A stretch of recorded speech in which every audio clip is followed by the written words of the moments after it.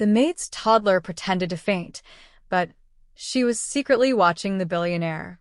The marble floors of the Manhattan penthouse gleamed under the afternoon sun, casting prismatic reflections across walls adorned with original Monets and Picassos. Elena Morales pushed her cleaning cart quietly through the vast living room, careful not to disturb the silence that billionaire Alexander Hunt seemed to prefer. In the 3 months she'd worked here, she'd learned his patterns. He wanted invisibility from his staff, efficiency without interaction, perfection without presence. But today, her usual invisibility was compromised. "Mama, I'm hungry," 3-year-old Sophia whispered, tugging at Elena's uniform. The regular daycare had called that morning with a burst pipe emergency, leaving Elena with an impossible choice: miss a day's pay she desperately needed, or bring Sophia to work and pray her daughter's angelic behavior would hold. "Show me more." "Just 2 more hours," Elena whispered back, smoothing Sophia's dark curls. "Remember what Mama said? We have to be very, very quiet." Sophia nodded solemnly, her enormous brown eyes taking in the opulent surroundings with wonder. She'd been remarkably good so far, sitting quietly in the corner of whatever room Elena cleaned, clutching her worn stuffed rabbit and humming softly to herself. Elena had just started dusting the bookshelves in Alexander's study when she heard it, the distinctive click of his Italian leather shoes against marble. Her heart seized. He wasn't supposed to be home until evening. She'd timed everything around his schedule, memorized it like a prayer. "Mama," Sophia whispered urgently, but Elena was already moving, trying to position herself and her cart to leave quickly, to disappear before. "What is this?" Alexander Hunt's voice cut through the room like ice. Elena turned slowly, her pulse hammering, to find him standing in the doorway. At 33, he was everything the Forbes articles said: commanding, devastatingly handsome, with sharp cheekbones and eyes the color of a winter storm. He was also, according to office gossip, completely ruthless about his privacy and his rules. One of those rules: no children in the penthouse. Ever. "Mr. Hunt, I'm so sorry," Elena started, but Sophia had already spotted him. The little girl stared at the tall man with unabashed curiosity. Alexander stared back, his expression unreadable. The silence stretched for an eternal moment. Then Sophia did something that made Elena's blood run cold. The little girl's eyes rolled back dramatically. She swayed, brought her hand to her forehead in an exaggerated gesture, and collapsed onto the plush carpet in a heap, lying perfectly still. "Sophia." Elena dropped her dust cloth and rushed forward, even though she recognized this game. Sophia had been obsessed with fainting ever since she'd seen a princess do it in a cartoon. She'd been practicing her dramatic falls for weeks, usually laughing immediately after. But now, with Elena's job on the line, Sophia committed to the performance with Oscar-worthy dedication. She lay motionless, her little chest barely moving. "Is she breathing?" Alexander's voice was sharp as he strode forward. "Did she hit her head? Call 911. "No, Mr. Hunt, she's—" Elena knelt beside her daughter, torn between mortification and the need to maintain the pretense for Sophia's sake. "She's okay, she's unconscious." Alexander was already pulling out his phone, his fingers moving swiftly. "I'm calling my personal physician." "Mama, is the man worried?" Sophia whispered, barely moving her lips, her eyes still closed. "Is he nice?" Elena closed her eyes briefly, praying for strength. "Sophia, baby, you can get up now." "But I'm practicing," Sophia whispered back. "I'm really good at it, right?" Alexander stopped mid-dial, his expression shifting from concern to confusion to something Elena couldn't quite identify. He lowered the phone slowly. Sophia, apparently deciding she'd held the pose long enough, suddenly sat bolt upright with a huge smile. "Surprise. I was just pretending. Did I scare you?" Elena wanted the expensive carpet to open up and swallow her whole. "Sophia, that's not—" "We don't, Mr. Hunt. I am so deeply sorry." It won't happen again. I'll leave immediately. I just need to collect my things. Wait. Alexander held up a hand, still staring at Sophia with that strange expression. Then, to Elena's utter shock, the corner of his mouth twitched. That was quite a performance. Sophia beamed, scrambling to her feet. I've been practicing. Want to see me do it again? I can do it in slow motion or fast, or I can make dying noises. Sophia. Elena's face burned. We need to go. Now. Say goodbye to Mr. Hunt. But Alexander was crouching down to Sophia's level, his movements careful, almost tentative. Up close, Elena noticed things the magazines never captured.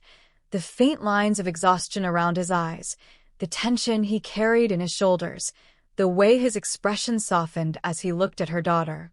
What's your name? He asked Sophia. Sophia Morales. I'm 3 3/4. What's your name? Alexander. I'm 33, no quarters. Was that actually amusement in his voice? Do you always pretend to faint? Sophia nodded enthusiastically. And sometimes I pretend to be a dragon or an astronaut or a chef like on TV. Mama says I have imagination. Do you pretend things? Something flickered across Alexander's face. Pain, maybe, or memory. I used to. A long time ago. Why did you stop?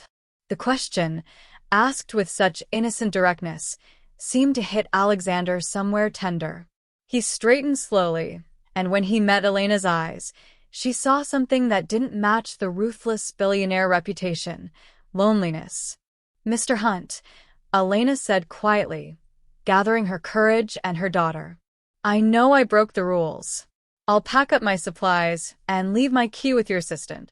I'm truly sorry for the disruption. She reached for Sophia's hand, but Alexander spoke before she could take a step. Is this a regular occurrence? The fainting? Elena blinked. I'm sorry? Does she need medical attention? Is this a seizure disorder or… Oh. No. She's healthy. She just has a very active imagination. It's a game she invented. Elena paused, something in his concern making her bold. She's actually been watching people, studying how they react. She's surprisingly perceptive for 3. I see. Alexander seemed to consider this. Then he did something that shocked Elena even more than his earlier concern. He looked directly at Sophia and asked, What did you observe about my reaction? When you fainted. Sophia's eyes lit up at being taken seriously. You got scared really fast. And you tried to help right away. That means you're nice, even though you look grumpy. Sophia. Elena gasped, but Alexander laughed. Actually laughed, a sound that transformed his entire face. You know what? He said, that small smile still playing at his lips. You're absolutely right. I do look grumpy. He turned to Elena. Mrs. Morales. Ms. Morales. Elena corrected quietly. And it's just Elena. Elena. Her name sounded different in his voice. Your daycare situation fell through? She nodded, not trusting herself to speak, afraid of where this was going. Finish your work, he said finally. Both of you can stay. But Sophia, he looked at the little girl seriously. No more fake fainting. You nearly gave me a heart attack. Sophia giggled. Okay. Can I draw instead? I'm really good at drawing. Do you like dragons? Alexander asked, and something in his tone made Elena's heart squeeze unexpectedly. I love dragons. Then draw me your best dragon. I'll be in my office if you need anything. He nodded to Elena, his expression unreadable again, and walked away, leaving her standing in the middle of his study, holding her daughter's hand, wondering what had just happened. Sophia tugged her sleeve. Mama, I was right. He is nice. Can I draw him a purple dragon? Purple is the best color for dragons. Elena watched Alexander's retreating figure, seeing him pause at the doorway and glance back at them before disappearing. Yes, baby, she whispered. You can draw him a purple dragon. She had no idea that this small moment, her daughter's silly game and a lonely billionaire's unexpected kindness, was about to change all their lives forever. The next morning, Elena arrived at the penthouse with her nerves wound tight as piano wire. She'd spent half the night convinced she'd receive a termination notice, and the other half replaying that strange moment when Alexander Hunt had smiled at her daughter. The daycare had reopened, so at least she wouldn't be pushing her luck by bringing Sophia again. But when she entered through the service entrance, Alexander's assistant, Margaret, a sharp-eyed woman in her 50s who'd always been coolly professional, was waiting with an envelope. "This is it," Elena thought. "The severance pay." "Mr. Hunt left instructions," Margaret said, her tone neutral. Then, surprisingly, her expression softened just slightly. "He wants you to bring your daughter again today." "He said something about a dragon?" Elena's hands trembled as she opened the envelope. Inside wasn't a termination notice, but a note in bold, precise handwriting. Sophia left her dragon drawing unfinished. "I'd like to see the completed version." I don't understand," Elena murmured. Margaret's lips quirked in what might have been a smile. "Neither do I." But Mr. Hunt was quite specific. "He's rearranged his morning meetings. He'll be working from home." So Elena found herself, once again, bringing Sophia through the gleaming corridors of wealth that existed in a different universe from their cramped studio apartment in Queens. Sophia clutched a plastic folder containing her drawings, chattering excitedly about showing Mr. Alexander her artwork. They found him in his study, surrounded by computer monitors displaying stock tickers and financial reports, talking rapidly in what sounded like Mandarin on a video call. He was in his element, powerful, commanding, every inch the titan of industry.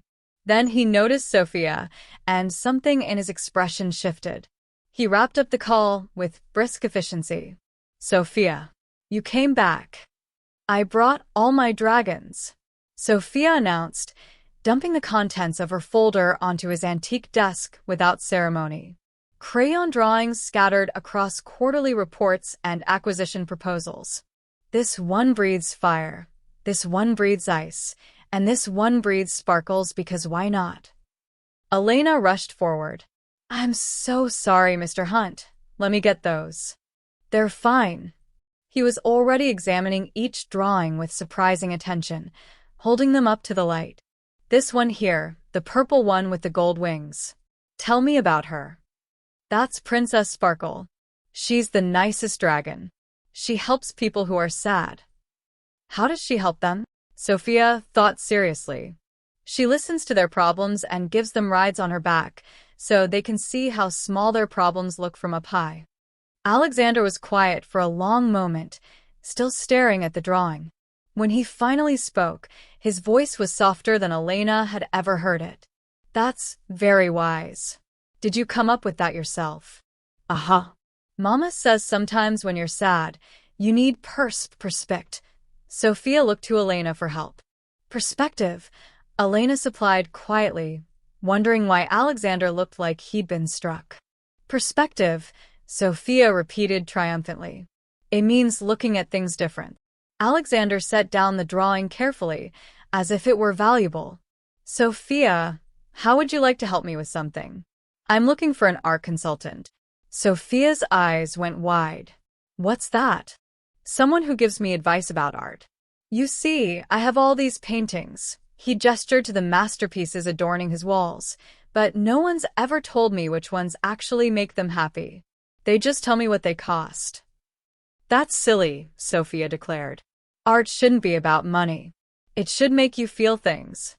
This time, Alexander's smile reached his eyes. "Exactly. So, will you help me? We can walk around, and you tell me what you think of each painting." "Elena, if that's acceptable to you?" Elena hesitated, studying his face for any sign of condescension or cruel humor. But all she saw was genuine interest, and something else, something hungry and lonely, that made her chest ache. "Say yes, Mama. Please." Sophia bounced on her toes. "Okay," Elena said slowly. But I still need to work. Margaret will handle reassigning your tasks for today. He was already standing, somehow looking less imposing and more human in his rolled-up shirt sleeves. Consider this part of your duties. I need an honest assessment of my collection. What followed was the strangest morning of Elena's life. They moved through the penthouse like an odd little parade, a billionaire, a maid, and a 3-year-old art critic. Sophia approached each painting with the seriousness of a museum curator, standing back, tilting her head, sometimes asking to be lifted up for a better view. "This one is sad," she announced in front of a Rothko, pointing at the dark blocks of color. "The colors are fighting." "They are fighting," Alexander agreed, crouching beside her. "Why do you think that is?" "Maybe the painter was angry when he made it." "Was he angry?" "Actually," Alexander said thoughtfully, "I think he might have been." Mark Rothko struggled with depression. He wanted his paintings to make people feel deep emotions. "Did it make you feel emotions when you bought it?" The question hung in the air. Alexander's jaw tightened. No. "My art dealer said it was a good investment." "That's sad," Sophia declared. "You should only keep art that makes you feel things. Otherwise, it's just expensive wallpaper." Elena nearly choked. "Sophia." But Alexander laughed, that same genuine laugh from yesterday. "She's right. It is just expensive wallpaper. I don't even like this one." He looked at Elena with something like wonder. "Why has no one ever said that before?" "Because they're being paid not to," Elena said before she could stop herself. Then she froze, horrified at her own boldness. "I'm sorry, that was inappropriate." It was honest. Alexander's gaze held hers. "Do you know how rare that is in my world?" They continued the tour. Sophia loved the Monet water lilies. They look like dreams. Was unimpressed by a Jackson Pollock. He just splashed paint everywhere. "I do that and Mama makes me clean it up." And stood transfixed before a small Mary Cassatt painting of a mother and child that Elena had dusted 100 times, but never really looked at. "This one," Sophia whispered. "This is the best one." "Why?" Alexander asked gently. "Because the mama is hugging the baby like my mama hugs me. Like she'll never let go. Like she loves her more than anything in the whole world." Sophia turned to Elena with shining eyes. "Right, Mama?" Elena's throat tightened. "Right, baby. More than anything." When she looked up, she found Alexander watching them with an expression of such raw longing that she had to look away. In that moment, she understood something about this man that no Forbes article had ever captured. He was desperately, achingly alone. "I bought that one for my mother," Alexander said quietly. "Before she died. She never got to see it hung here." "Did she like art?" Sophia asked with her characteristic directness. "She loved it. She wanted to be a painter, but her family couldn't afford art school. So she worked as a maid instead." His eyes flickered to Elena. "She cleaned houses in Boston, saved every penny she could for my education. She never got to paint the way she wanted." "That's sad," Sophia said solemnly. Then she walked over and took his hand, just took it as naturally as breathing. "But she made you, and you're pretty nice even when you look grumpy. So that's kind of like art too, right? Making people?" Alexander stared down at the small hand in his, looking stunned. His voice, when he spoke, was rough. Yes. I never thought of it that way." "My mama makes me," Sophia continued, completely unaware of the emotional earthquake she was causing. "And she's the best maker ever. Do you think your mama thought you were the best thing she made?" A muscle worked in Alexander's jaw. "She told me I was. Every day." See? Then she was happy. Even if she didn't get to paint, she got to make you. Elena watched, her heart breaking and healing simultaneously, as this powerful man knelt down to her daughter's level with tears shining in his eyes. "Thank you, Sophia," he said. "That's the kindest thing anyone said to me in a very long time." "You're welcome. Can I see your office now?" Mama says you work with computers and money. I'm good at computers. I can play 3 whole games on Mama's phone. The moment broke, and Alexander laughed, swiping quickly at his eyes. I bet you can. Come on, I'll show you where the magic happens. As they walked toward his office, Sophia skipping ahead, Alexander fell into step beside Elena. Your daughter is extraordinary, he said quietly. She's 3 and has no filter, Elena replied, trying for lightness while her heart still pounded from the raw emotion she'd witnessed. No, Alexander said firmly. She sees the truth. She sees what matters. He paused at the doorway to his office. When was the last time you did something for yourself? Not for her, not for work. For you? The question caught her off guard. I don't know. I didn't think so. He was quiet for a moment, watching Sophia marvel at his array of computer screens. My mother worked herself to exhaustion giving me opportunities. She died when I was 25, just when I'd finally made enough money to take care of her. I think about that every day, that she never got to rest, never got to paint, never got to just be. Elena understood what he wasn't saying. You don't want me to make the same mistake. I don't want Sophia to have the same regret I do. His voice was intense now. Promise me something. Promise me you won't disappear into sacrifice. Your dreams matter too. Before Elena could respond, Sophia called out, Mr. Alexander, come look. Your computer has a picture of the ocean. Do you like the ocean? Can we draw ocean pictures too? He gave Elena one last meaningful look before joining Sophia at his desk, and Elena stood frozen in the doorway, her carefully constructed walls cracking open in a way that terrified her. She'd come here this morning expecting to lose her job. Instead, she was beginning to fear she might lose something far more dangerous, her heart. Over the next 2 weeks, something unprecedented happened in Alexander Hunt's carefully ordered world. It became chaotic, colorful, and filled with laughter. What started as a one-time arrangement became a pattern. Sophia's daycare had ongoing staffing issues, and Alexander kept finding reasons why Elena should bring her daughter to work.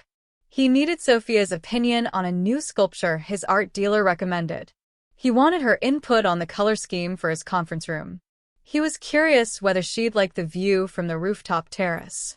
Elena knew she should refuse, should maintain professional boundaries, should protect herself and Sophia from growing attached to this impossible situation. But every time she started to object, she'd see that look in Alexander's eyes, like Sophia was sunshine breaking through decades of clouds, and the words would die in her throat. Besides, Sophia was thriving. The little girl who usually spent her days in a cramped daycare was now exploring a penthouse museum, learning about art and business and the world from a man who, despite his wealth, never talked down to her. And Alexander was changing too. Elena noticed it in small ways at first. He started taking lunch breaks, eating with them in the kitchen instead of at his desk. His phone calls became shorter, less harsh. He smiled more, real smiles that crinkled his eyes and made him look years younger. You're different, Margaret observed one afternoon, cornering Elena by the service elevator. He's different. In 15 years, I've never seen him like this. Whatever you're doing, keep doing it. But Elena wasn't doing anything except trying not to fall for a man so far out of her reach he might as well live on another planet. The afternoon, everything started ordinarily enough. Elena was cleaning the library while Sophia sat cross-legged on the floor, carefully arranging Alexander's expensive leather-bound first editions by color instead of author. Sophia, baby, those need to go back the way they were, Elena called, even though she knew Alexander would probably find Sophia's rainbow system charming. But this way is prettier. Look, Mama, red, orange, yellow, green, blue. I think your system is much better than alphabetical. Both Elena and Sophia turned to find Alexander in the doorway. It was barely past noon, far too early for him to be home. His tie was loosened, his expression stormy. Bad meeting? Elena asked before she could stop herself. They developed an ease around each other that still surprised her, The way he'd pour her coffee in the morning, the way she'd remind him to eat lunch, the small domesticity of it all that felt dangerous to her carefully guarded heart.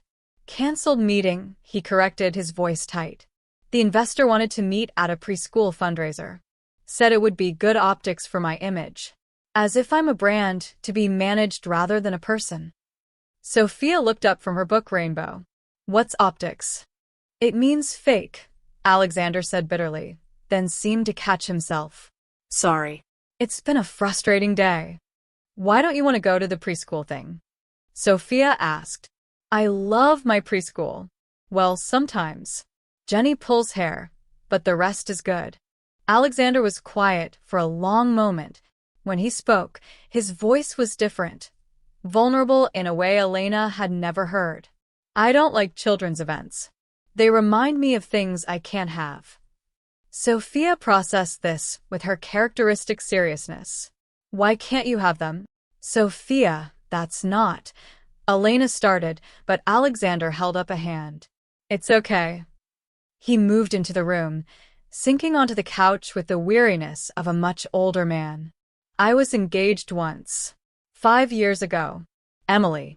She was everything I thought I wanted, polished, sophisticated, understood my world. We planned a future together. Children, family, all of it. Elena's heart clenched, but she stayed quiet, sensing he needed to speak. Then my company had a crisis. A hostile takeover attempt that required every hour of every day to fight. I missed dinners, canceled dates, forgot her birthday during a crucial negotiation weekend.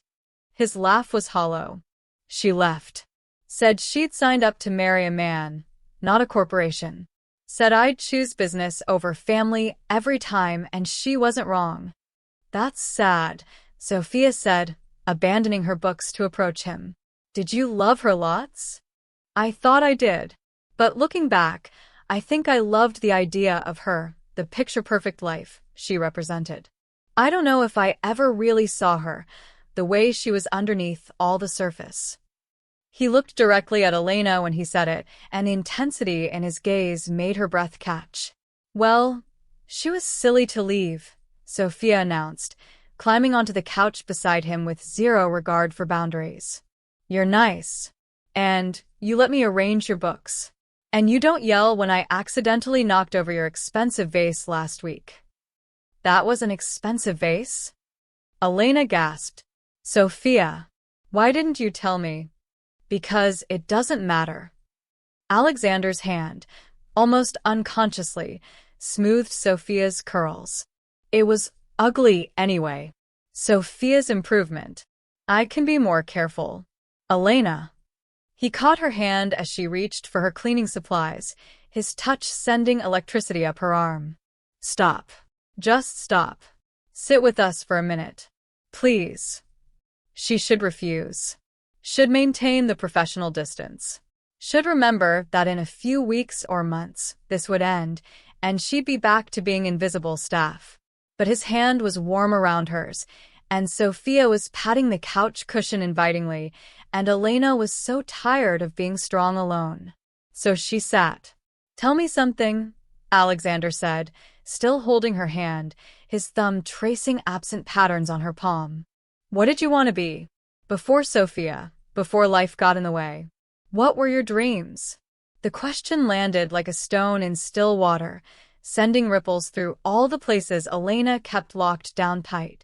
I wanted to be a teacher, she said quietly. Literature. I loved stories, loved the way words could build worlds. I had a scholarship to NYU full ride. I was going to change lives through books and poetry, and… She stopped, the old grief still sharp. What happened? His voice was so gentle. I met Marco, Sophia's father. Elena looked at her daughter, who was now quietly examining Alexander's watch with fascination. He was charming, attentive, said all the right things. By the time I realized he was also controlling, jealous, and had a temper, I was pregnant. He made me drop out. Said education was wasted on women. Said I needed to focus on being a good wife. Alexander's hand tightened on hers. Where is he now? Gone. He left when Sophia was 6 months old. Apparently, fatherhood wasn't as appealing as he thought. Last I heard, he was in California with a new girlfriend. The familiar anger and shame warred in her chest. I was so stupid. Stop. Alexander's voice was fierce. You were young, and he was manipulative. That's not the same thing as stupid. And look, he gestured to Sophia, who had put his watch on over her tiny wrist and was giggling at how it slid up and down her arm. You got something miraculous out of it. She's extraordinary, Elena. Which means you're extraordinary. I'm a maid who never finished college, Elena said, hating the bitterness in her voice. That's not extraordinary. You're a woman who sacrificed her dreams to give her daughter a better life. You're raising a child who's kind, creative, empathetic, and brilliant, all on your own. You're working multiple jobs. Don't think I don't know about the weekend house cleaning service, and still showing up every day with patience and grace. His eyes were blazing now. You're keeping books and reading stories to Sophia every night, even though you're exhausted. Margaret told me she saw your library fines receipt. You're going into debt for children's books. Elena flushed. She needs to love reading. It's important. It's heroic. And you're not just a maid, Elena. You never were. The air between them had changed, charged with something neither of them could name. Sophia chose that moment to wiggle between them, Alexander's watch still on her wrist. I think, she announced seriously, that you should both come to my preschool show next week. We're doing a play about animals. I'm a butterfly. I have wings. Sophia, Mr. Hunt is very busy, Elena started. I'd love to, Alexander said at the same time. They stared at each other.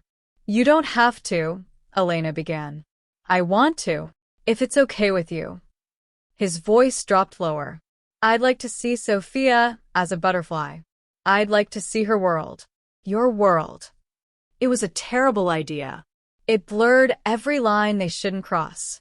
It pulled him deeper into their lives when this was all temporary, when he'd eventually tire of playing house with the help. But Sophia was clapping with delight, and Alexander was looking at Elena like she'd hung the moon, and she was so very tired of protecting herself from hope. Okay, she whispered. The show's at 2 o'clock next Thursday. I'll be there. That night, after Elena had taken Sophia home and the penthouse was empty again, Alexander stood in his library looking at the rainbow of books on his floor. He bent down and carefully took a photo with his phone before sending it to his assistant with instructions. Find out which books Sophia likes. Order them all. Have them delivered to Elena's address. Then he sat at his desk and did something he hadn't done in years. He pulled out a piece of paper and began to write, not a business proposal or acquisition strategy, but thoughts, feelings, the way his mother used to encourage when he was young. He wrote about a little girl who pretended to faint and ended up reviving his frozen heart. He wrote about a woman with tired eyes and a beautiful smile who made him want to be better. He wrote about how, for the first time since Emily left, he could imagine a future that wasn't just profit margins and quarterly reports. He wrote about being terrified that he'd ruin this, the way he ruined everything he touched that wasn't business. And as the lights of Manhattan glittered below, Alexander Hunt, who commanded billions and struck fear into boardrooms, made himself a promise. He would go to that preschool show. He would prove he could choose people over profit, family over finance. He would prove he was capable of being the man Elena and Sophia deserved. He just hoped he wasn't lying to himself. Alexander Hunt had negotiated billion-dollar deals without breaking a sweat. He'd given presentations to hostile shareholders, faced down corporate raiders, and rebuilt his company from near collapse. He'd dined with presidents and princes, always composed, always in control. But standing outside Little Sprouts preschool in Queens at 1:45 on a Thursday afternoon, watching parents stream through the doors with flowers and cameras, he'd never been more nervous in his life. His driver, James, had looked shocked when Alexander gave him the address. The office had been in an uproar when he'd cleared his entire afternoon for, a personal commitment. His CFO had called 3 times, increasingly frantic about the merger meeting he was missing. Alexander had turned off his phone. Now, clutching a bouquet of flowers that suddenly seemed ridiculously extravagant for a 3-year-old's preschool play, he almost turned around. What was he doing? This wasn't his world. These weren't his people. He was a billionaire crashing a working-class preschool event, probably making everyone uncomfortable. Then he saw Elena. She was standing near the entrance, looking around anxiously, wearing a simple blue dress that he recognized as new, not expensive, probably from Target or TJ Maxx, but it made her eyes shine like amber in the afternoon light. Her hair was down for once, falling in soft waves around her shoulders, and when she spotted him, the relief and joy on her face made his heart stutter. "You came," she breathed as he approached. "I said I would." He held out the flowers, suddenly self-conscious. "These are for Sophia. Is it too much? I didn't know the protocol." "They're perfect. She'll love them." Elena's smile was radiant. "I wasn't sure you'd really show up. Important men always have emergencies."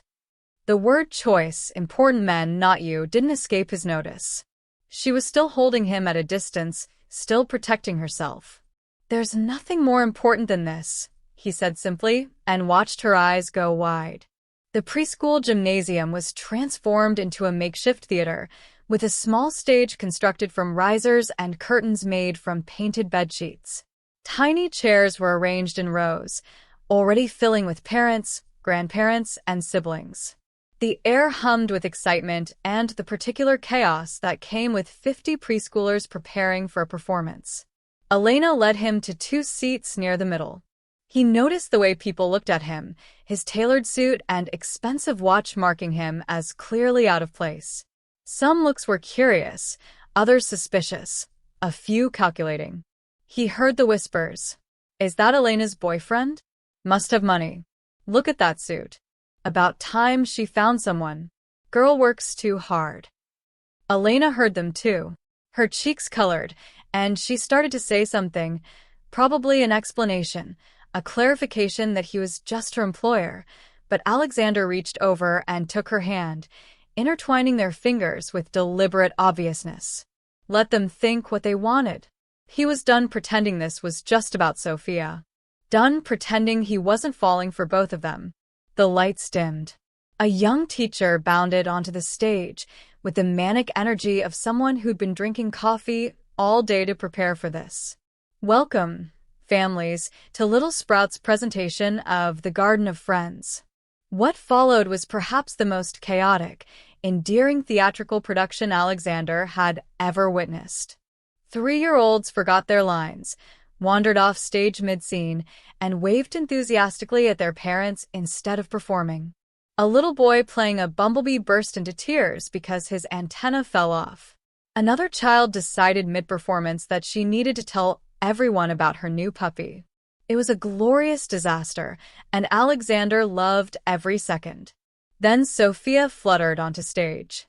Her butterfly wings were made of wire hangers and tissue paper, clearly a craft project more enthusiastic than structurally sound. One wing was already listing to the side. Her costume was a purple leotard with pipe cleaners taped on as antennae. She looked absolutely ridiculous and utterly perfect.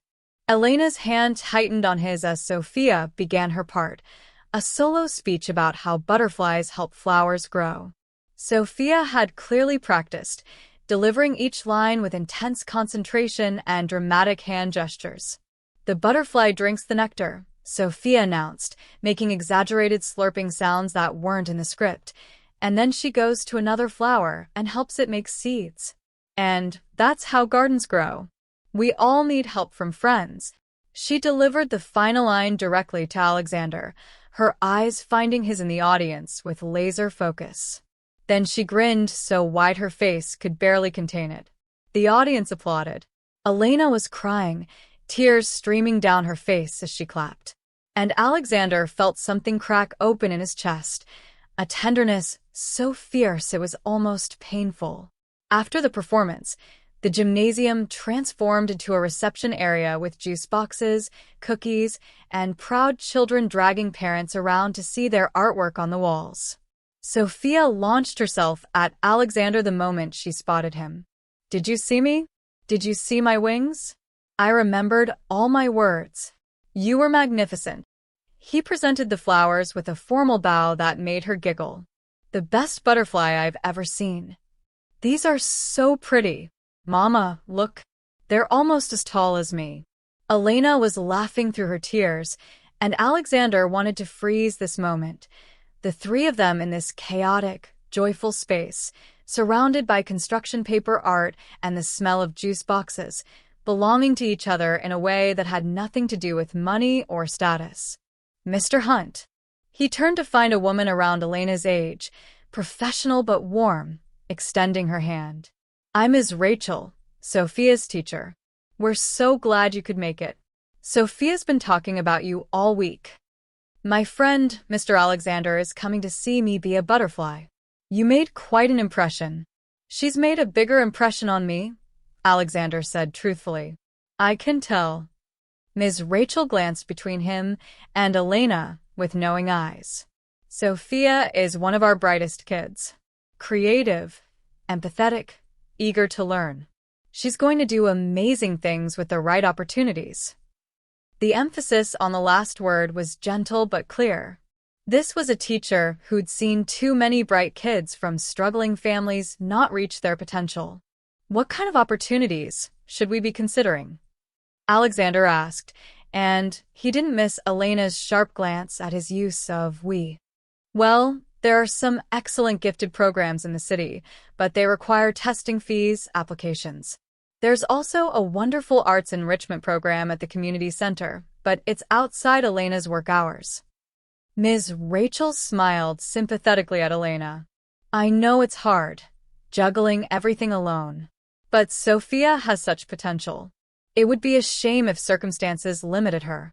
Alexander felt Elena stiffen beside him, pride and shame warring in her posture.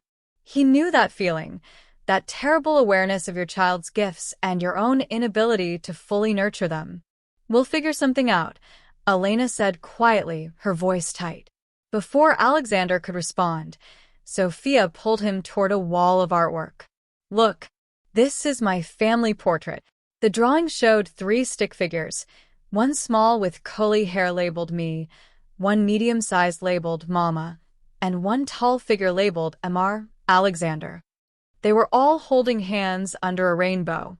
Alexander stared at the picture, his throat closing up.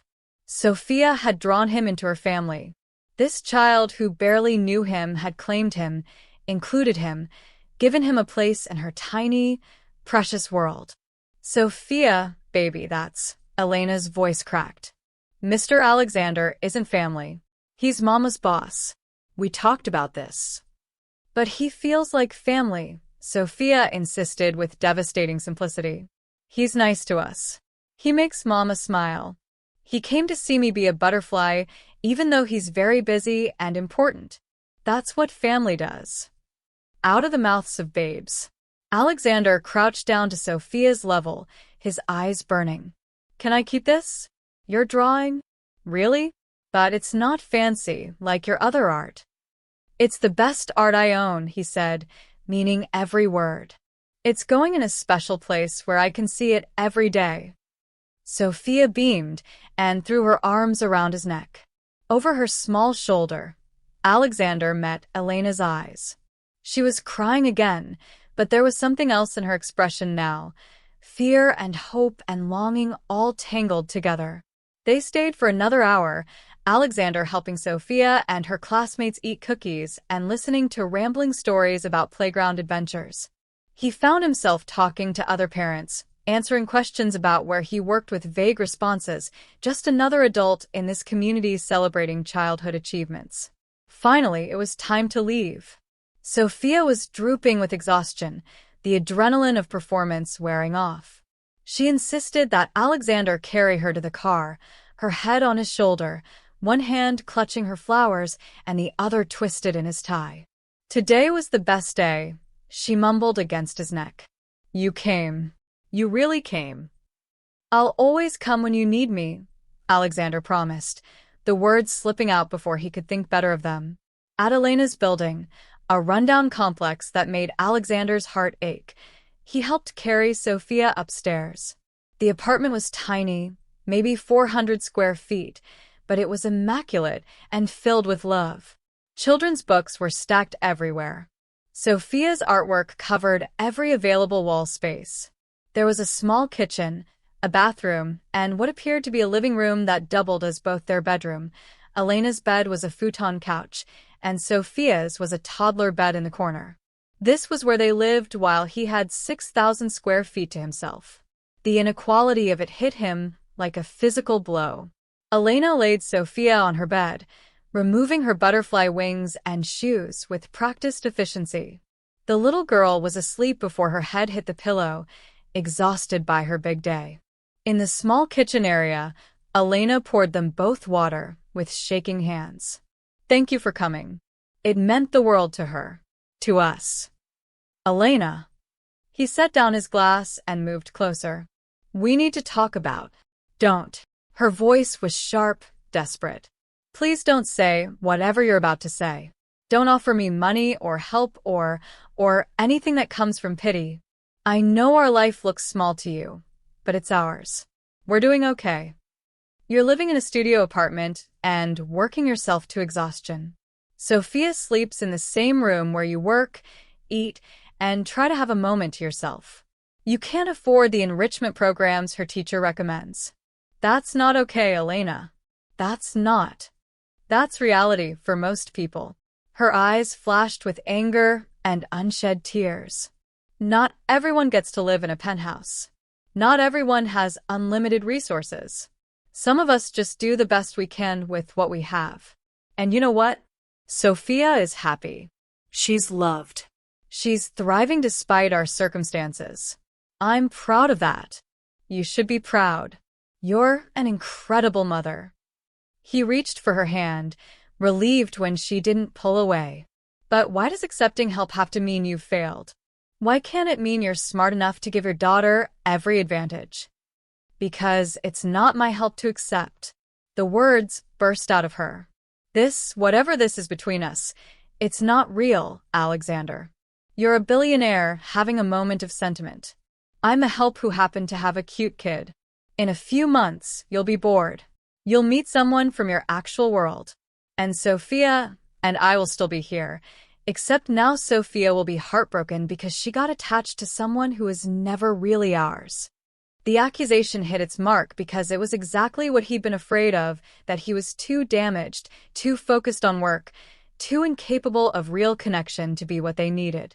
But then he thought of Sophia's drawing, of the way Elena's hand fit in his, of how, for the first time in years, he'd woken up excited for the day ahead instead of dreading another empty routine. You're wrong, he said quietly. This is the most real thing I've felt in my entire adult life. And it terrifies me because I have no idea how to do this right. I'll probably mess it up. I'll probably work too much and forget important things and struggle to express what I feel. But Elena, he cupped her face in his hands, I am completely, irreversibly in love with your daughter. And I'm falling in love with you. Her breath caught. Tears spilled over, tracking down her cheeks. You can't love us, she whispered. We're too complicated, too messy. We come as a package deal with no flexibility. We have struggles and problems that money won't fix. We're not your world. Then let me be part of yours. His forehead touched hers. I don't want my world anymore. It's cold and empty and full of people who only see my bank account. I want this. He gestured to the tiny apartment, the children's books, the refrigerator covered in Sophia's drawings. I want laughter and butterfly plays and someone who tells me when I'm being grumpy. I want Sophia arranging my books by color and you telling me the truth instead of what you think I want to hear. I want to matter for who I am, not what I have. Alexander. Her voice broke on his name. Let me prove it, he said urgently. Give me a chance to show you this is real. I'm not asking you to trust me completely. I haven't earned that yet. But let me try. Let me be part of your lives, not as your employer, but as someone who cares about you both more than anything else. Elena pulled back just enough to search his face. He let her look, let her see everything. The longing, the fear, the desperate hope that he wasn't too late, too broken, too much of a corporate machine to be capable of this kind of love. Finally, she spoke. If we do this, if we try, you have to promise me something. At the first sign that Sophia is getting hurt, at the first moment you realize this isn't what you want, you tell me. You don't drag it out of guilt or obligation. We survive, losing you much better now than we would in a year. Can you promise me that? Yes. And you have to promise me something too. His thumbs wiped away her tears. You let yourself want things. You stop sacrificing every dream for Sophia's sake. You let me help not because you're weak, but because you deserve support. Because we're supposed to help each other. Deal? She studied him for a long moment. Then slowly she nodded.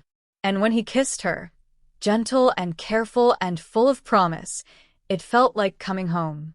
The next 3 months unfolded like a story Elena had never dared to let herself imagine. Alexander didn't move them into his penthouse or throw money at their problems, though Elena suspected he wanted to do both. Instead, he showed up, consistently, persistently, weaving himself into the fabric of their daily lives with a patience she hadn't expected from a man who commanded empires. He started coming to the apartment in Queens after work, trading his suits for jeans and sweaters, sitting cross-legged on their worn carpet to play endless rounds of Sophia's made-up games. He learned the names of every stuffed animal in her collection. He read bedtime stories with different voices for each character, making Sophia giggle until she hiccuped.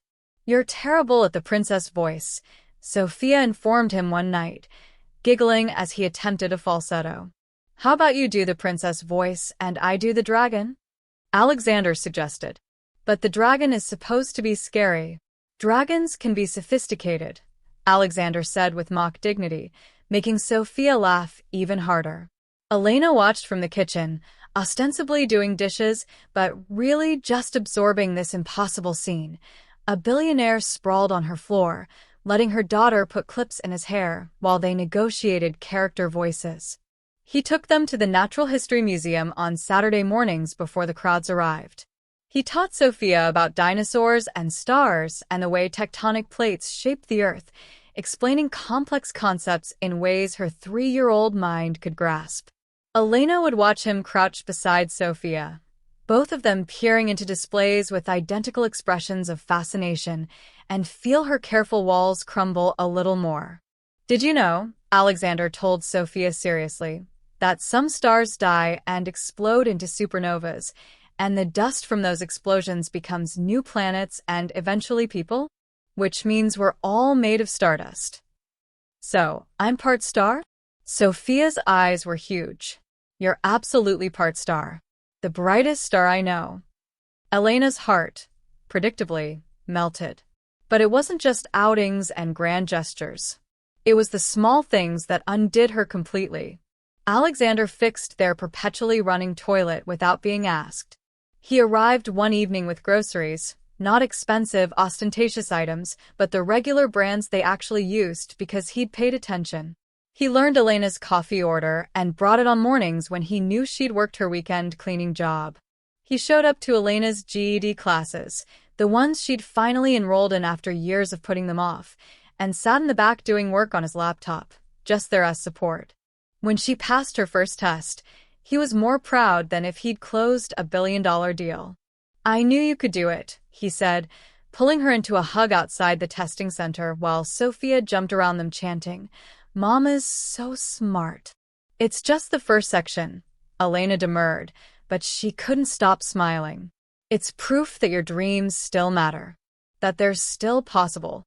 His eyes held that fierce intensity she'd come to crave. "What do you want to study? Really study if you could do anything?" The question hung in the air.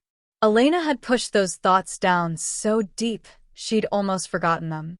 "Literature," she admitted quietly. "Still literature." I want to teach high school kids that books can save your life, that stories matter, that words have power. She laughed self-consciously. It's probably too late. I'm almost 30. I have Sophia. I can't afford university.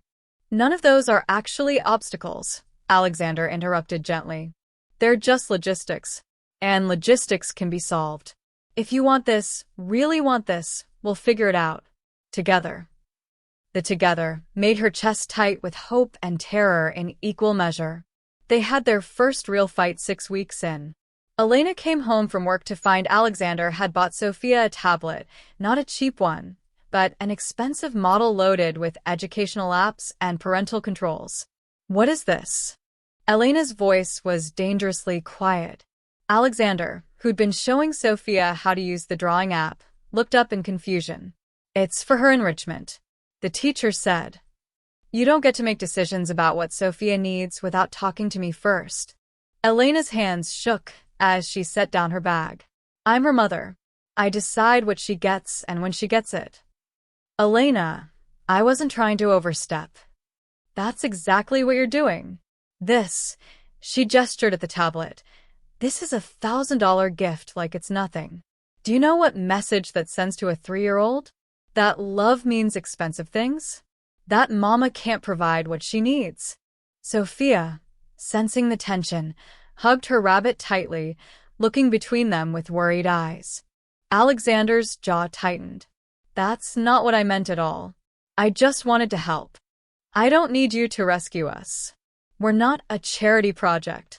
The words came out harsher than Elena intended, fueled by weeks of accepting help and fearing what it meant, what would happen when he left. Is that what you think this is? Alexander's voice was cold now, hurt bleeding through. A charity project? After everything. I don't know what to think. You're here now, but for how long? Until the novelty wears off? Until someone from your real life catches your eye? Until playing house with the poor people gets boring? The silence that followed was devastating. I think, Alexander said quietly, his expression shuddered, that I should give you some space. He looked at Sophia, and his face softened slightly. I'll see you later, butterfly. Be good for your mama. After he left, Elena collapsed onto the couch, shaking. Sophia climbed into her lap. Why are you mad at Mr. Alexander, Mama? I'm not mad, baby. I'm just scared. Scared of what? How did you explain adult fears to a 3-year-old? The terror of dependency, of letting someone in, of having them leave? Scared of losing him, Elena admitted. But he loves us, Sophia said with the absolute certainty of childhood. He wouldn't leave people he loves. That would make them sad, and Mr. Alexander doesn't like when we're sad. Out of the mouths of babes. Elena texted him that night after Sophia was asleep. I'm sorry. Can we talk? He showed up 30 minutes later with Thai food and red eyes that suggested he hadn't taken the fight any better than she had. They talked for 3 hours, really talked about fears and expectations and what they needed from each other. Elena admitted she was terrified of being overwhelmed by his resources, of losing her identity, of Sophia forgetting that love wasn't measured in gifts. Alexander admitted he had no blueprint for this, that giving gifts was easier than being vulnerable, that he was constantly afraid he'd prioritize work and repeat his past mistakes. I need you to communicate with me before making decisions about Sophia, Elena said. Even if you think you're helping. Especially then. We're a team, or we're nothing. I can do that, Alexander agreed. And I need you to trust that I'm not going anywhere. That this is real for me.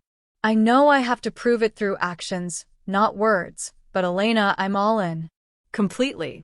You have to let me all the way in, too. They fell asleep on her lumpy futon, tangled together, Sophia wedged between them because she'd woken up and refused to go back to her own bed without everyone together. After that night, things shifted into something deeper, more real. Alexander started being more thoughtful about his help, asking instead of assuming, involving Elena in decisions, respecting her autonomy, even while offering support. Elena started lowering her defenses, accepting that partnership didn't mean weakness. When Elena enrolled in community college for the spring semester, Alexander insisted on covering tuition. But he did it by presenting it as an investment. "Here's the deal," he said over dinner one night. "I pay for your education, and in return, you work for me as a literary consultant. I'm launching a literacy nonprofit, providing libraries and programs in underserved communities. I need someone who understands literature, teaching, and what these communities actually need. Someone who won't just recommend books because they're classics, but because they'll matter to kids who need to see themselves in stories." "You're creating a job for me," Elena said, seeing right through it. "I'm creating a job I actually need filled. You're the perfect person for it. But it's real work, Elena. I'll expect real results. I'm not doing you a favor.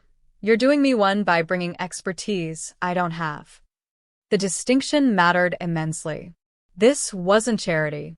This was partnership. "Okay," she said, "but I get to approve the budget and book selections." Deal. His smile was brilliant. "My nonprofit director is going to love you. She's been begging me to hire someone who actually knows books instead of just tax codes." Sophia, for her part, took it all in stride with the adaptability of childhood. She now split time between their apartment and Alexander's penthouse, having sleepovers that included elaborate pillow forts and Alexander attempting to cook child-friendly dinners with limited success.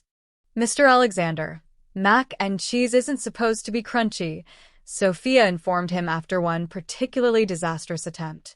"It's artisanal crunchy mac and cheese," Alexander insisted, making Elena laugh so hard she couldn't breathe. They enrolled Sophia in the arts enrichment program, where she thrived. They started family traditions: Sunday morning pancakes, Thursday library visits, Friday movie nights with too much popcorn. They learned each other's rhythms, needs, boundaries. And slowly, carefully, they built something neither of them had quite believed was possible: a real family, stitched together not by obligation or conventional romance, but by genuine love, mutual respect, and a shared commitment to showing up for each other. But Elena knew, in the back of her mind, that they hadn't faced the hardest test yet: Alexander's world meeting hers. That test came on a Tuesday evening when Alexander's phone rang during dinner, a rare interruption, since he'd gotten better about boundaries, and his expression went carefully blank as he looked at the caller ID. "I need to take this," he said. "It's my father." Elena knew almost nothing about Alexander's father except that they were estranged, that Alexander had built his empire largely despite his family rather than because of them. She watched him step onto the small balcony, his posture rigid, and felt the first whisper of foreboding that their carefully constructed happiness was about to be tested in ways they hadn't prepared for. Alexander stood on Elena's tiny balcony overlooking the Queen Street, his phone pressed to his ear, and felt the familiar cold dread that always accompanied his father's rare calls. "Alexander, I hear you've been distracted lately." Richard Hunt's voice was crisp, disapproving, exactly as Alexander remembered from childhood. "Hello, father. It's been over a year." Skipping straight past pleasantries. "I don't have time for pleasantries. Neither do you, apparently. You missed the Bergstrom merger meeting. You've been declining major investor dinners. Your assistant makes excuses about your schedule. This isn't like you." Alexander watched through the window as Elena helped Sophia with a puzzle, both their heads bent together, and felt a fierce protectiveness surge through him. "My priorities have shifted." "To what?" "I heard a rumor you were spotted at a preschool in Queens." "Queens, Alexander. Please tell me that's not true." "It's true. I was attending a school play." The silence on the other end was deafening. "Then, whose child?" "A friend's daughter." It was important. Important enough to blow off a meeting worth $200 million? Important enough to damage your reputation by slumming in outer boroughs? What's gotten into you? The old Alexander would have bristled at the criticism, would have gotten defensive or cold. But the man he was becoming, the man Elena and Sophia were helping him rediscover, just felt tired of this game. "I'm happy, Dad. For the first time in years, I'm actually happy. Why is that a problem? Happiness is a luxury for people who don't have empires to run. Richard's voice hardened. Your mother made me happy. She also made me soft, distracted. I almost lost everything trying to balance family and business. You know this story. Alexander did know it. It was the cautionary tale of his childhood. His father choosing business over bedtime stories, choosing mergers over marriage, choosing success over presence. It had killed his parents' relationship and left Alexander raised by nannies while his father conquered markets. Mom didn't make you soft, Alexander said quietly. You made yourself absent. There's a difference. Watch your tone. Or what? You'll disapprove of me more than you already do. Alexander shook his head, even though his father couldn't see. I'm building something here that actually matters. Something real. Real doesn't pay dividends. Real doesn't secure your legacy. I'm flying to New York tomorrow. We're having lunch.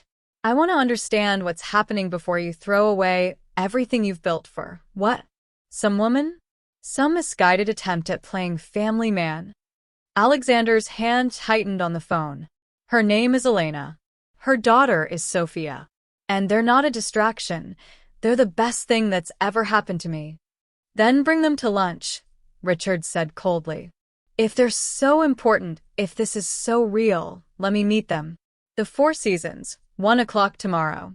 Bring your ready-made family, and let's see if they're worth derailing your life for. The call ended before Alexander could respond. He stood on the balcony for several minutes, cold November air biting through his shirt, trying to decide what to do. His father was a master manipulator, a man who viewed relationships as transactions and love as weakness. Exposing Elena and Sophia to that toxicity felt wrong. But refusing felt like hiding. Like he was ashamed of them, which couldn't be further from the truth. When he came back inside, Elena took one look at his face and sent Sophia to play in the corner. What happened? He told her everything, the call, the criticism, the lunch invitation that felt more like a challenge. Elena was quiet for a long time. You don't want us to meet him. I want to protect you from him. There's a difference. Alexander. She took his hands. I grew up with parents who thought I was throwing my life away by getting pregnant. I've faced judgment from teachers, social workers, random strangers who assumed I was on welfare or drugs or too stupid to use birth control. Your father's disapproval doesn't scare me. He'll try to hurt you, to prove you're not good enough, that I'm making a mistake. He'll look at your background, your education, your income, and judge every part of your worth by metrics that have nothing to do with who you actually are. So, like every other wealthy person I've encountered? Elena's smile was sad but steady. Baby, I know your world sees people like me as less than. I've known that my whole life. The question isn't whether your father will judge me. Of course he will. The question is whether you believe I'm strong enough to handle it. You're the strongest person I know. Then let me prove it. Let me stand beside you and show him that we're real. That we're not going anywhere. She paused. Unless you're worried he's right. That this is a mistake.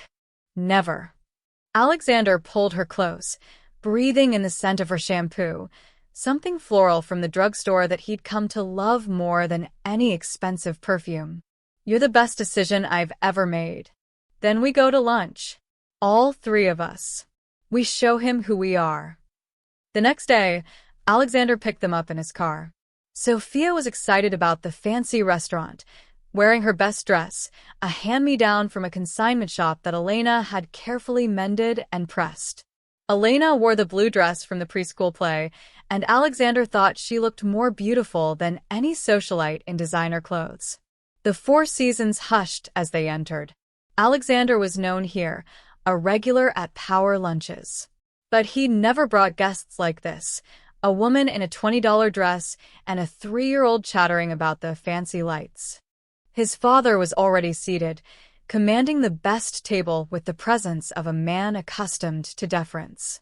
Richard Hunt was 62, silver-haired, distinguished, with Alexander's same sharp features but colder eyes. Those eyes swept over Elena and Sophia with undisguised assessment, and Alexander felt Elena's hand tighten on his. "So this is the distraction," Richard said by way of greeting. "This is Elena Morales and her daughter, Sophia." Alexander's voice was steel. "Elena, Sophia, my father, Richard Hunt."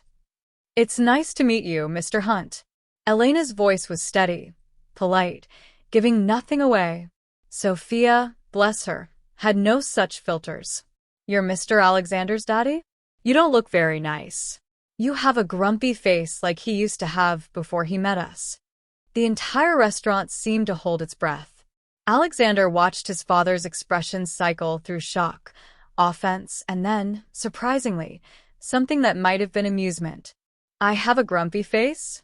Is that so?" "Uh-huh. But it's okay. Mr. Alexander used to be grumpy too, but he's happy now. Maybe you could be happy too if you tried." "Sophia," Elena murmured, "remember your inside voice." But Richard was studying Sophia with new interest. "What makes you think Alexander is happy?" "He smiles a lot now. And he does funny voices when he reads stories. And he doesn't work on his computer during dinner anymore. Mama says that's growth." Sophia paused. "Do you read stories?" "Not in many years." "That's sad." Stories are the best. "Mr. Alexander reads me stories every night now. Maybe someone should read you stories so you're not so grumpy." Alexander had to hide his smile. His daughter, because that's what Sophia was becoming in all the ways that mattered, was schooling a billionaire CEO on life priorities. The waiter came, clearly nervous about the unusual party at Mr. Hunt's table. They ordered, Sophia insisting on fancy mac and cheese, which wasn't on the menu, but which the kitchen agreed to make.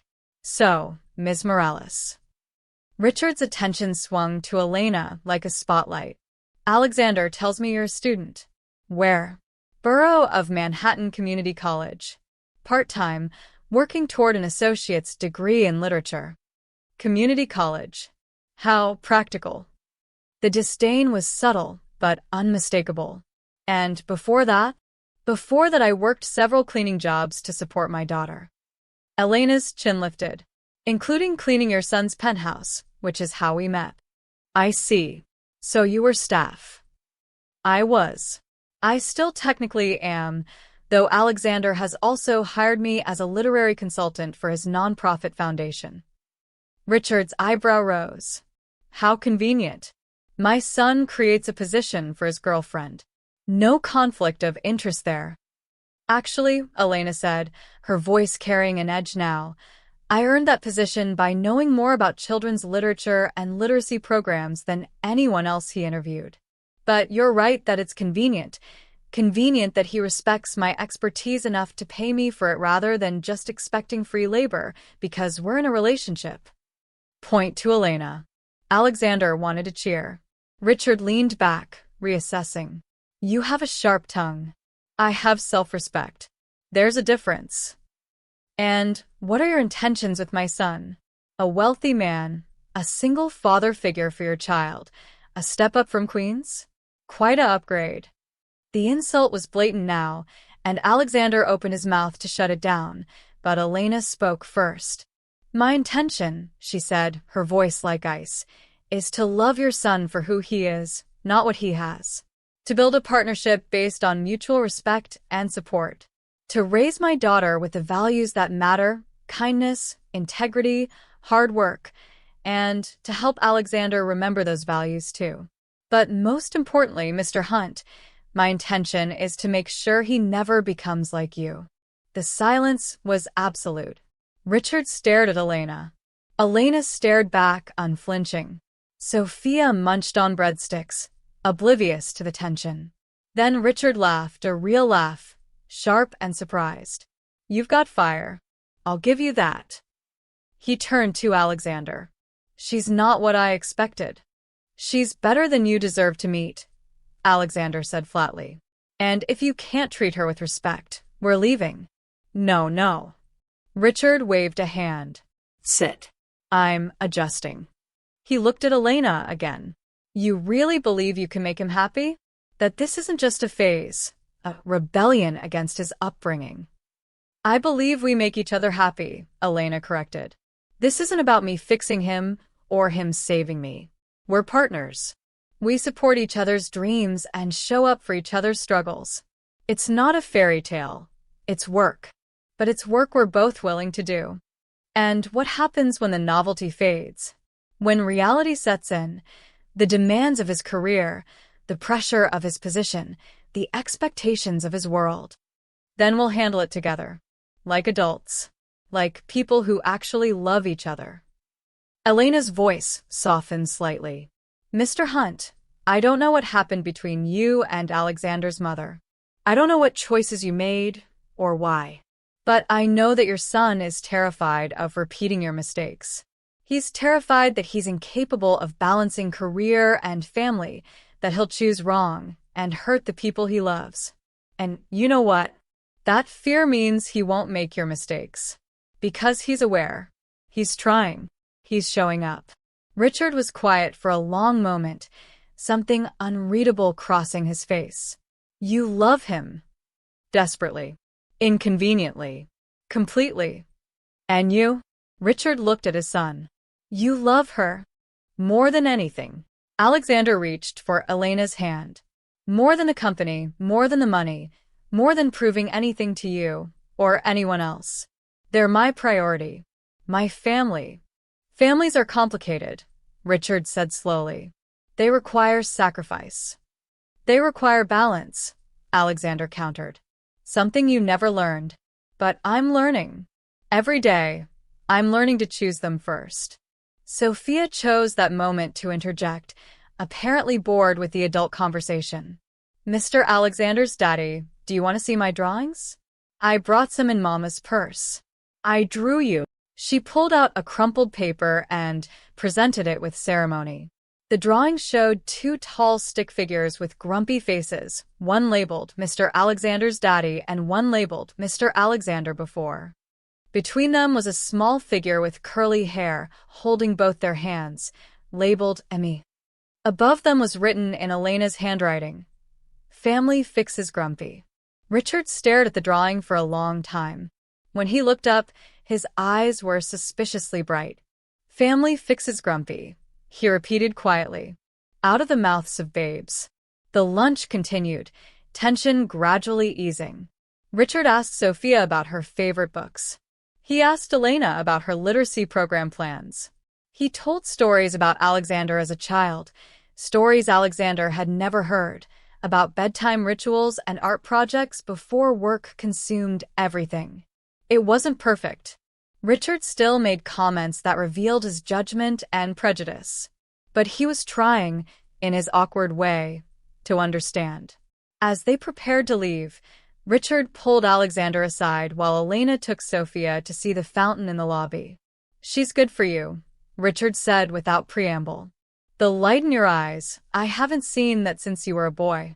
Before I ruin things. Dad. Let me finish. Richard's voice was rough. I did choose wrong. I chose the empire over your mother, over you, and I've regretted it every day since she died.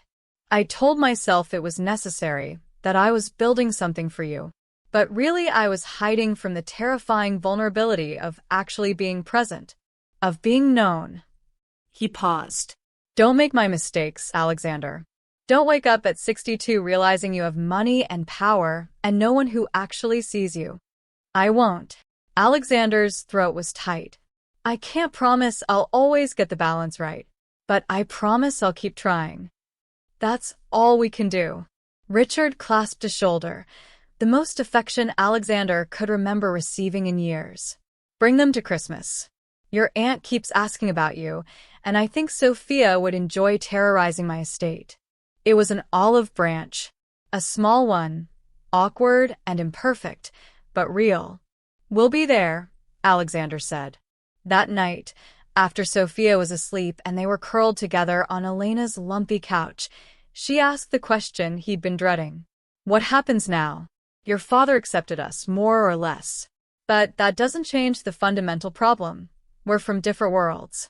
Eventually, that's going to matter. Then we build a new world, Alexander said simply. One where Sophia can have the opportunities she deserves, where you can pursue your teaching dreams, where I can actually be present for the people I love. We don't have to choose your world or mine. We create ours. That sounds like a fairy tale. Maybe.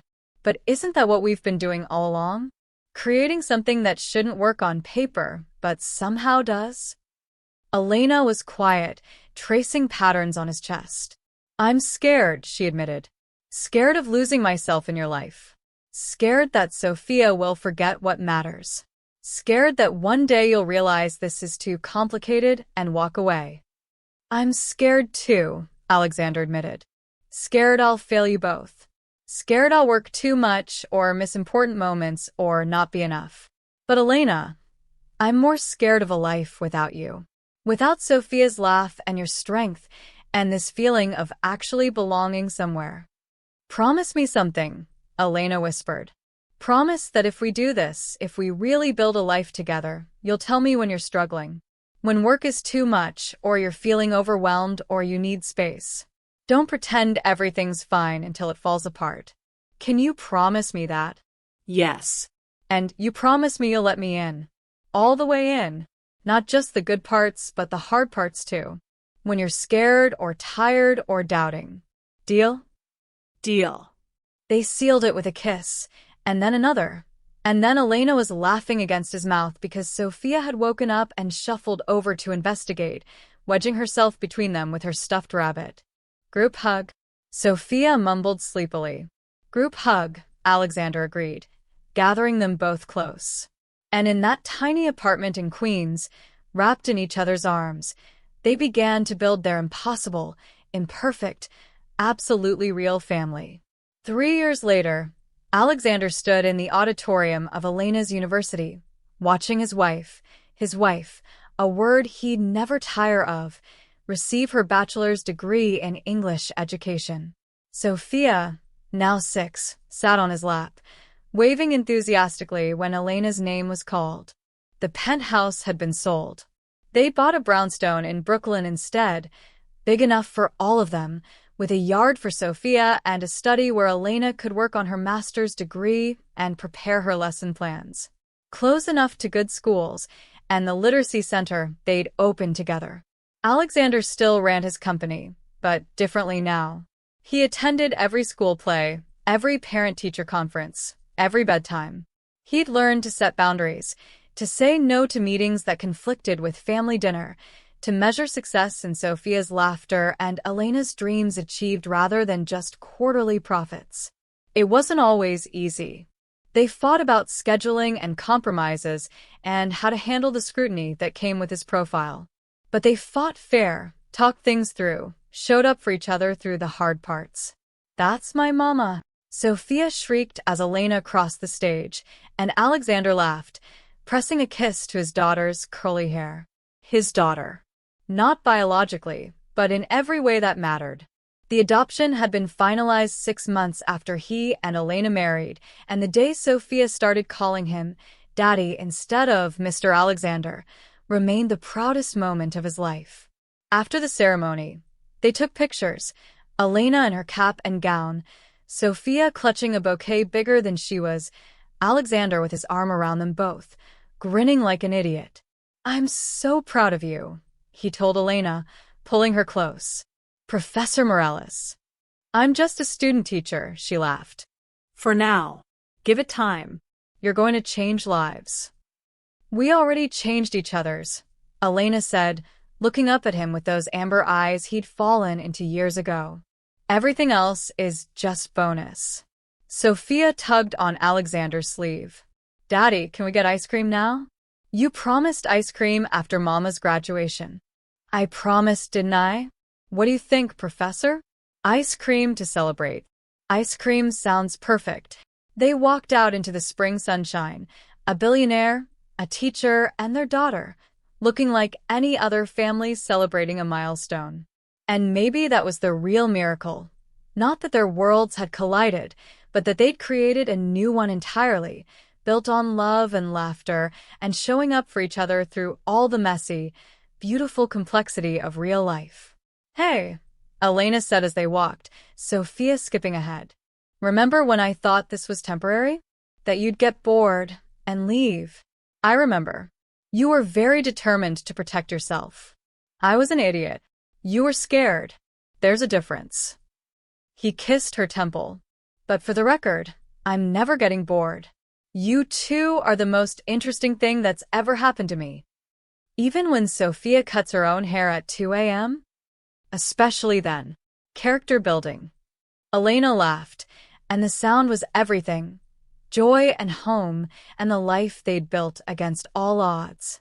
Sophia ran back to take their hands, and they walked toward ice cream and the future, three people who'd found each other in the most unlikely way and chosen, every single day, to keep choosing each other. Best decision I ever made, Alexander murmured. Pretending to faint? Sophia asked, because she'd heard the story 100 times and never tired of it. Being brave enough to watch and see what happened next, Elena corrected, squeezing his hand. And as they turned the corner into their beautiful, complicated, perfectly imperfect life, Alexander couldn't help but agree. Sometimes the best things came from the moments you were brave enough to stay and see what unfolded, even when it looked impossible. Especially then. The end.